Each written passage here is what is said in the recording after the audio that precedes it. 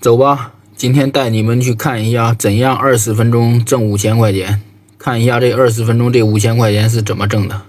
就这台主机，早上刚上班，结果发现显示屏不显示了。按这个 Number Looker 键，然后键盘灯的话也不亮。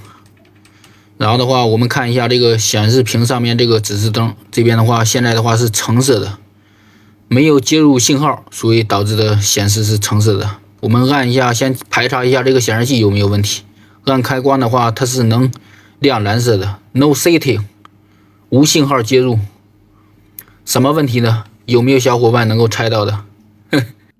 刚才的话，我刚把他那个打疫苗的那个打印机跟他搞好，然后的话，我正准备出医院的门呢，结果跟我打来电话了，说电脑开不起来了。看一下人家这个按键，这个是呼叫的，起来吧。起来吧，深呼吸，就这种的，就是通过这边叫的。修这种主机的话，主要就是一个小心、小心再小心。虽然说它是个小问题，但是我们也不能把它当小问题，因为你一旦把它当成小问题的话，那最后的话有可能就是大问题。一旦出一点意外的话，那就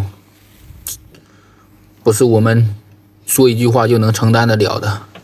所以就说，为什么说维修这种机器的话，要价都特别的高？因为一旦跟人家出个意外的话，你怎么跟人家交代啊？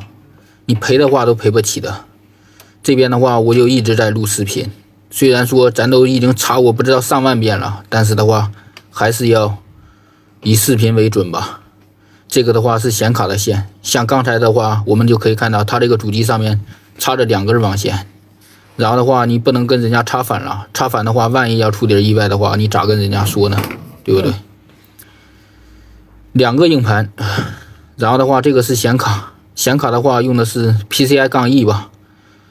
然后的话，这个是南桥，这个是北桥，这个 CPU， 然后3个 PCI 插槽，这个下面还有一个 mini 的，应该是 PCI-E 吧。这应该是个 mini 的，我不确定是不是啊。然后这边有一个 ITE 的这个 I/O， 然后有个华邦的这个，它这个主板上面带了2个这个控制芯片，一个就是控制这个外设的，另外一个就是管这个开机电路的。这是一个32角的这个 BIOS 芯片，所有的一些信息全部都在这个芯片里面。这个芯片的话，程序是很容易丢失的。我们经常讲到的一些什么日期了、时间了，都是在这个芯片里面储存的。就是相当于软件跟硬件的一个桥梁，剩下的这些呢，就跟普通的电脑是一样的，普通的电源。然后这个光驱的话，是我后来跟它加装的，也是一个SATA口的一个光驱，因为它要跟人家做这个刻盘用的，拍完片子之后要刻盘的。然后这边的话是一个COM口，这边的话应该就是连接那个 CT 机器的。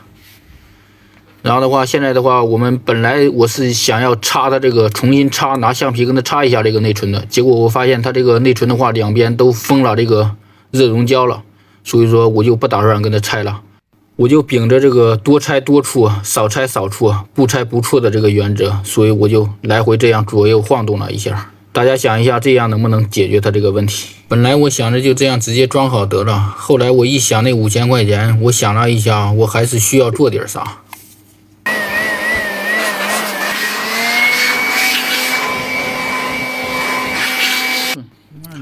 好了，正如你们所看到的这样，屏幕已经能够显示了。但是呢，我刚才的话已经把硬盘拔掉了，现在的话就是需要把硬盘重新装回去。我讲实话，如果刚才要是不拔硬盘的话，运气不好的话，一下子把硬盘断坏了，那有可能就是不是人家给咱5000块钱了，那就是咱给人家5000块钱了。这边的话就是把所有的线全部插好之后，最后插这个电源线啊，这个一定要注意，然后直接开火吧。好了，我们可以看到现在屏幕已经能够正常的显示了，正在进系统中。这个进系统的话是特别慢的，大概的时间要5分钟左右呢。好了，今天我们的视频就分享到这边了，感谢大家的观看，再见。